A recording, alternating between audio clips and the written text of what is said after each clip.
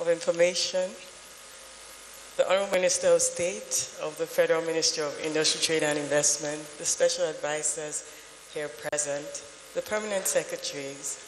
I especially want to recognize the directors. Permit me to stand with our ministry, the Federal Ministry of Industry, Trade and Investment, who are here in large numbers. Please clap for them. They're actually the ones with their team. And also quite a few heads of agency from the ministry are here as well. Thank you for coming. I can see all of you over there. And you'll definitely hear from them during the Q&A. And so I'd like to thank and appreciate our hosts from the ministry, the directors, and also the agency heads for turning up to be with us here today. Now, the media, it's truly a pleasure to be here to brief you about some of the things we've been able to achieve in the last 100+ days, and in addition to what Mr. President has been doing since May of 2023. Now, we all know that the 8-point agenda, this ministry sits squarely within item 7 of the 8-point agenda of accelerating economic diversification.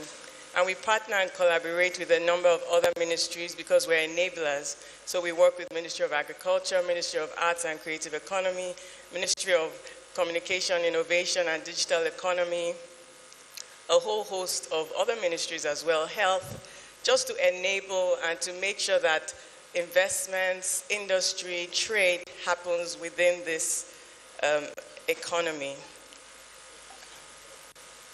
Next slide, next slide. Yeah.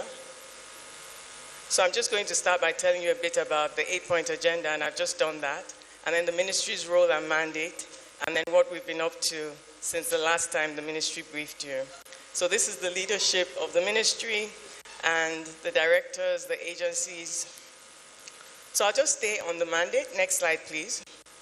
Creating and maintaining an enabling environment and regulations for development and expansion of industry, trade, and investment. That's the mandate of this ministry. And what that means is that this ministry facilitates the development of Nigerian businesses, regulatory-wise, policy-wise, for them to be able to thrive. I'd like to say a bit about the ministry this morning.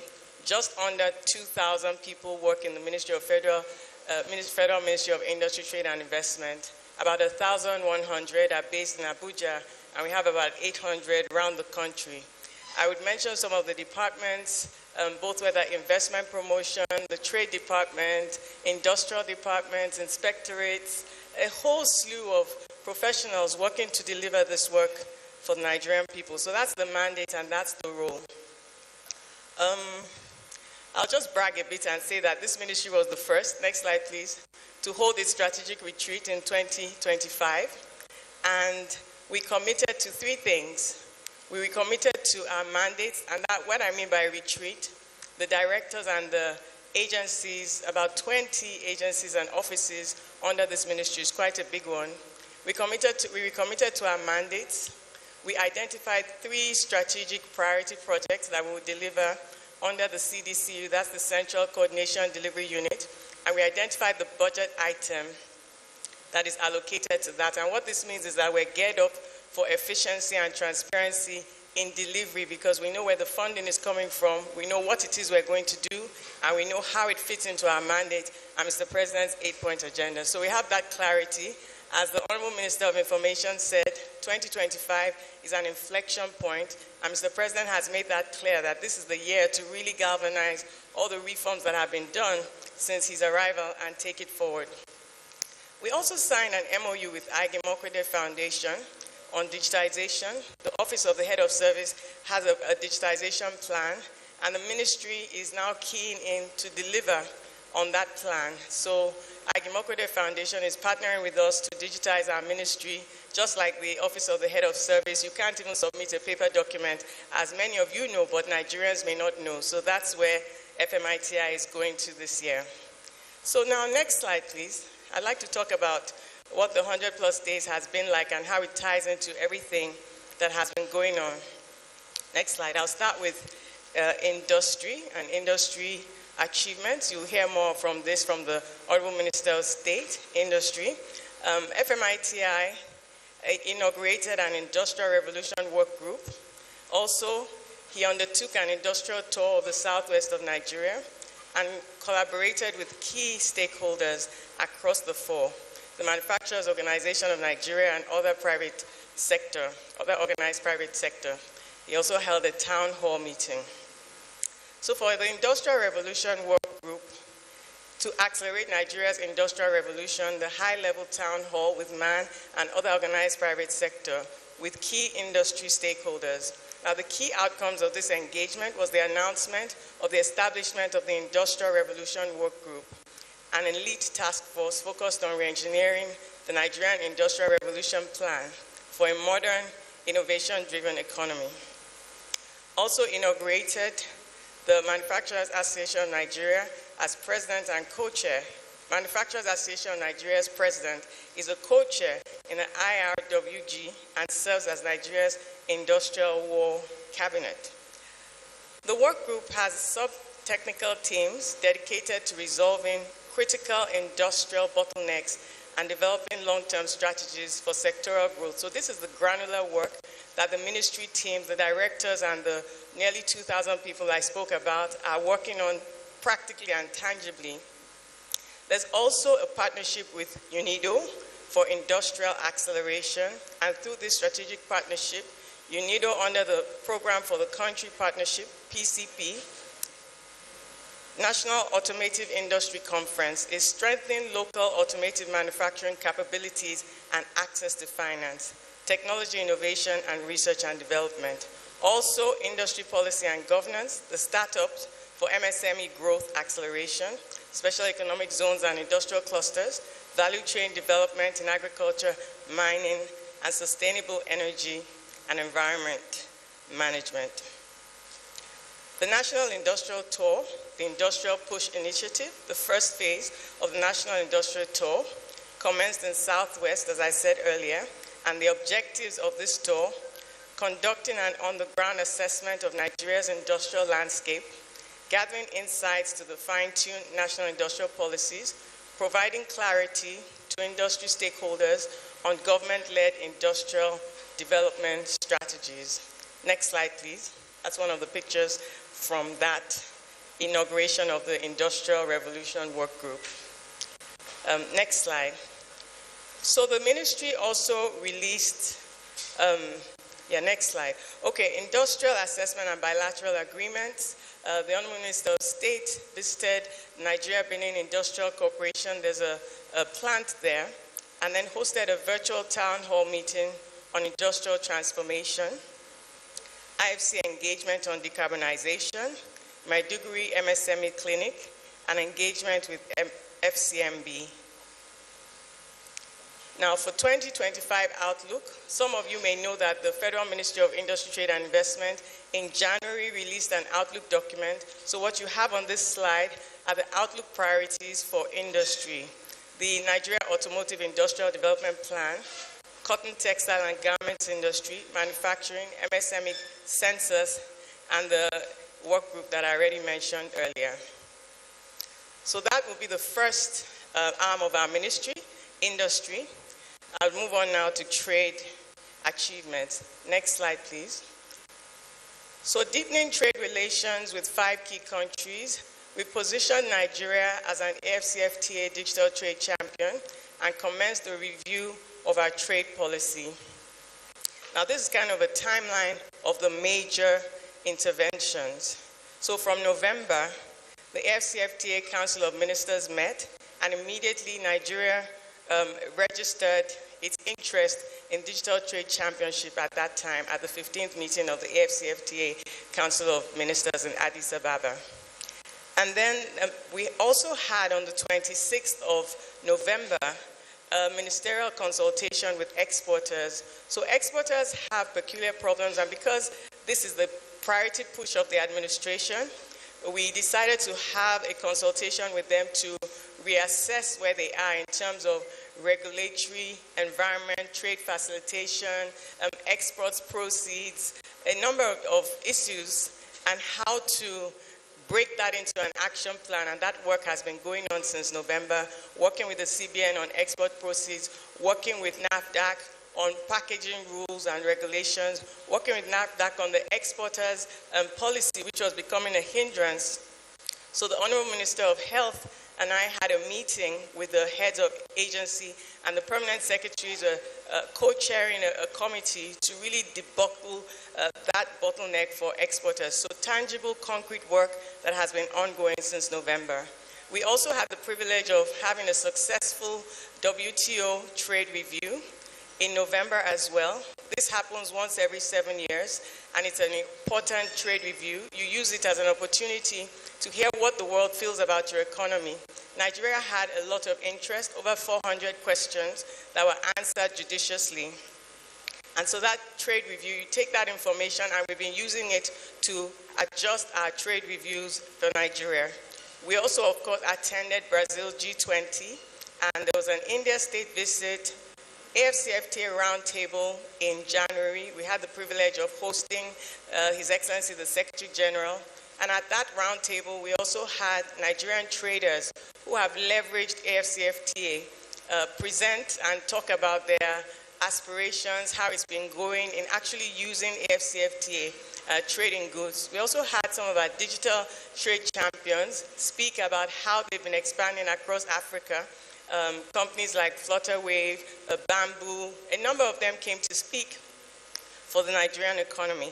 So all that galvanizing, all the work we've been doing with the AFCFTA Secretariat and positioning Nigeria technically, the implementation and the review of our 5-year implementation led to Mr. President getting a commendation at Addis Ababa by the AFCFTA champion, and of course, we were awarded the Digital Trade Championship along with we're happy to lead and work with other countries.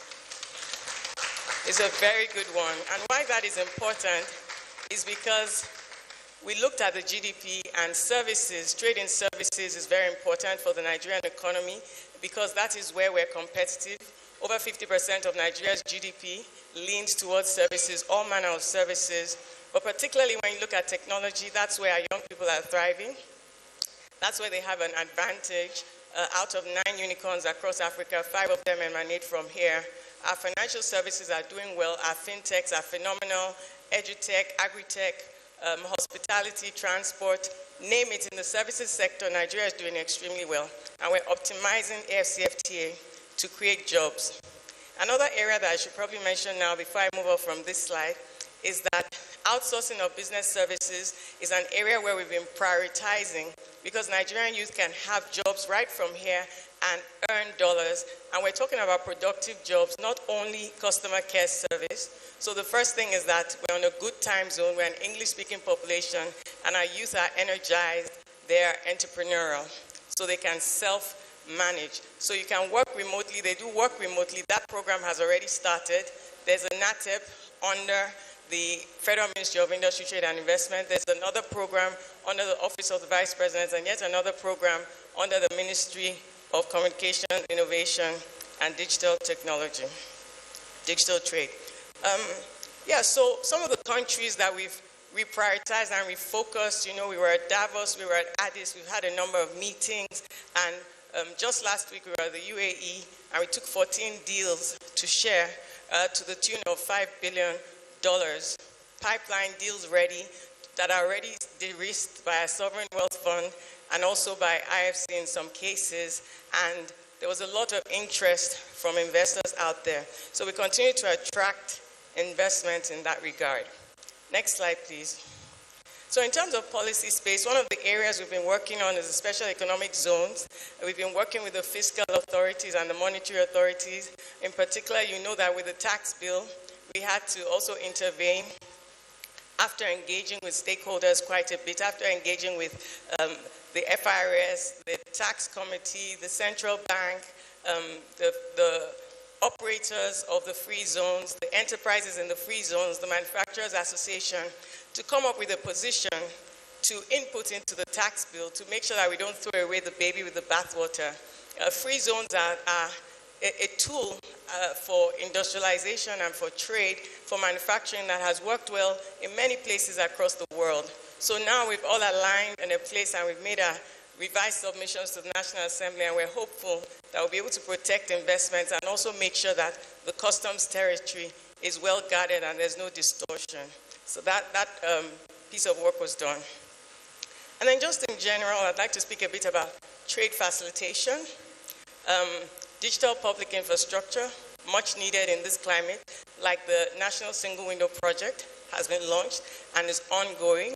It's right now in the implementation stage. Mr. President inaugurated it last year, and the committee did a lot of background work, of which in my former role I was a member of the committee. And now we've taken that. The procurement has been done, the partners are Crimson Logic, and they started rolling out that. So finally, Nigeria is going to have a national single window digital infrastructure, and that exponentially increases trade. Ease of doing business is ongoing, regulatory and bureaucratic reforms. I'd like to talk a bit about bilateral and multilateral trade agreements. Some of the background work that we've paid attention to at Mr. President's request, looking at some of our, I already mentioned the WTO, the next ministerial will be happening in Cameroon. So we attended a mini ministerial at Davos, speaking to how to get Africa ready for that next round of negotiation, be it finishing up the fisheries agreement or making sure that digital framework, of which Africa is leading. Africa is the first region to have its digital framework concluded, to make sure that the world recognizes that and other areas in that negotiation.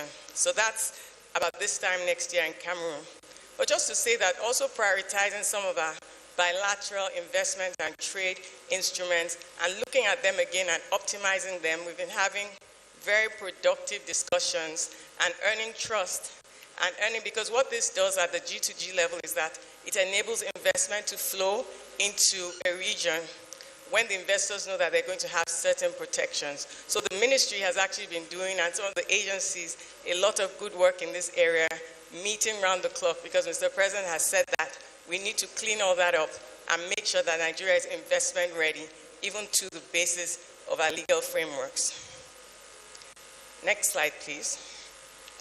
In the interest of time, I'll just pick some, but this will be available publicly. I'd like to talk, like, it hasn't just all been rosy. We had a situation where our sesame was being questioned, and it's a leading export crop for Nigeria. And so we had to move very quickly under the advice.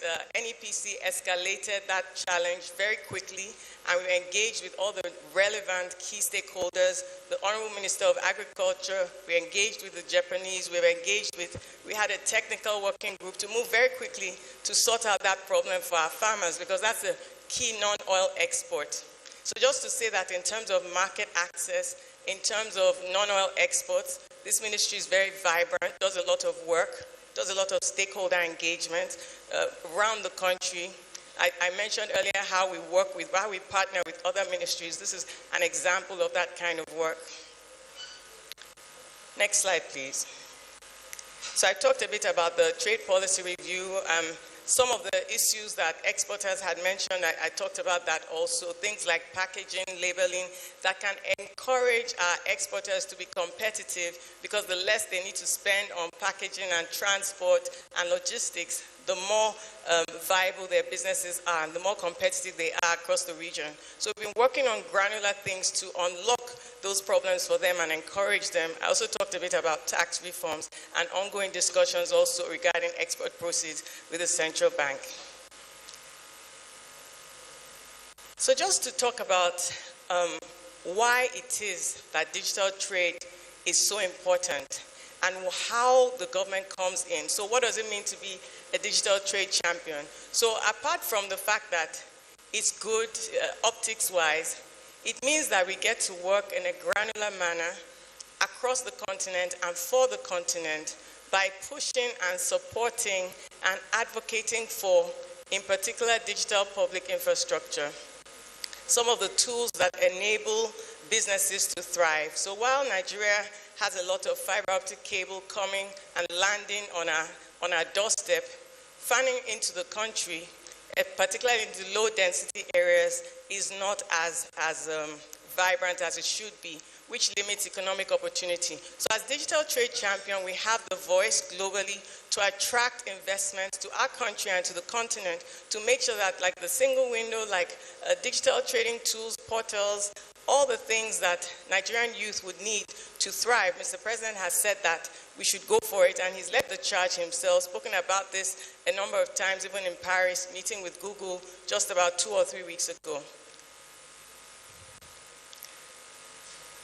I'd like to move on just to talk a bit, and I can leave these statistics with you on what we expect to gain from the AFCFTA and why Nigerians need to know about it and take advantage of it, and how the ministry and indeed the government is going to support traders, capacity building, trade facilitation, Nigerian Customs Service. The CGC is even hosting all the customs heads across Africa in Abuja in about a month or two to make sure that regulations are unified and centralized so that goods can flow and as well services can flow, because that is what brings prosperity to African youth. So these are some of the statistics. Next slide, yeah. So just trade revenue growth and why we're why we chose to focus on exports. Everybody knows that we could do a lot more in non-oil exports, particularly because to diversify our foreign exchange basket. When we explain to people that Nigeria's economy is pretty well diversified, what is not diversified is our foreign exchange earnings. We earn most of our foreign exchange from oil. And so diversifying to push out our non-oil exports, both in goods across the continent and across the world, and looking into that market access, and particularly services which you can export while you're at home because it's basically online, that's already another good area. So all the things that are needed in terms of market access, building trust, building perception, Mr. President has led that charge just by perception management, going across the world and speaking about how we're open for business in trade and as well as investment. So driving trade facilitation in a concrete manner and also in the subtle, more nuanced expressions has been critical to make sure that our businesses can thrive.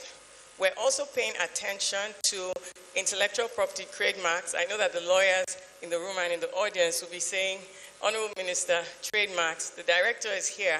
We've been working hard to reconstruct the structure of our trademarks registry and our intellectual property legislation and regulation.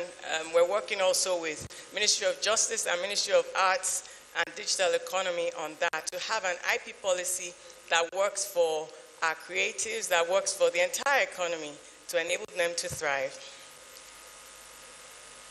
Next slide, please.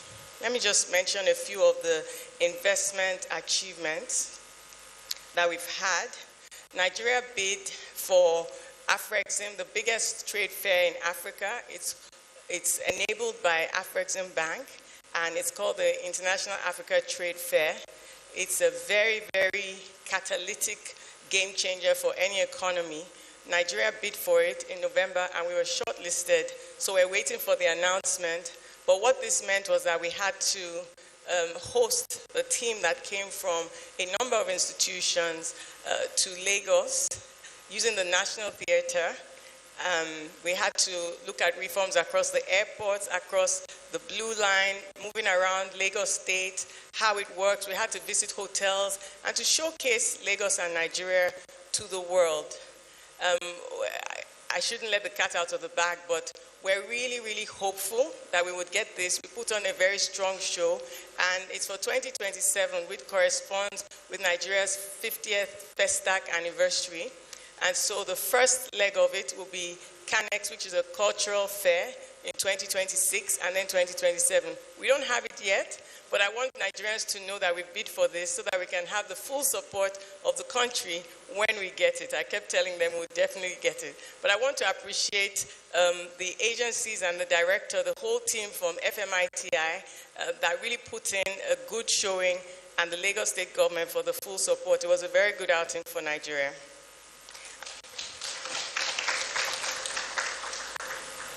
I'll also just mention the tracking of Mr. President's investments. Someone asked me once, I think it was France 24, that someone had put out a statistic that Nigerian economy needs about $50 billion to be steady in terms of foreign exchange. And I said, funny, we did the numbers, and as at then, I think November or December, Mr. President's over 30 international trips had generated $50.8 billion in announcements. Now, where the ministry's work comes in is tracking those announcements and making sure that it comes to fruition. So, for example, about 2 weeks ago, the Brazilian trip on the sidelines of G20, when the largest meat exporters in the world, meat producers in the world, announced that they would invest $2.5 billion in Nigeria. They were in the country 2 weeks ago. Oh my gosh, I have a lot to tell you. Anyway, they were in the country 2 weeks ago to actually see what it is that announcements, you now have to handhold. You have to unlock every challenge. And so that's a lot of the work that the ministry does to make sure that if there's an announcement of a factory, if there's an announcement of an investment, if there's an announcement of a trade relationship, that we make it happen. So that's the work that we do. The big wins. I'm almost done. Next slide, please.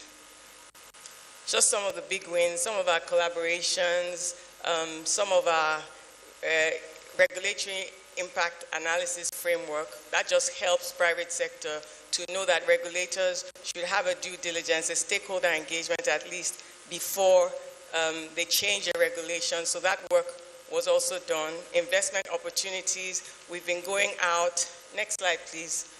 We've also been repositioning in terms of strategic communications, which is where the media really comes in reshaping what Nigeria's perception about Nigeria is. We've been speaking to our strength. We've been speaking to the reforms of Mr. President, and we've been assuring private sector in Nigeria, because they're the best advertisement for this economy, and foreign direct investment, that Nigeria is indeed ready for business. Next slide, please. These are just the outlooks in terms of investment.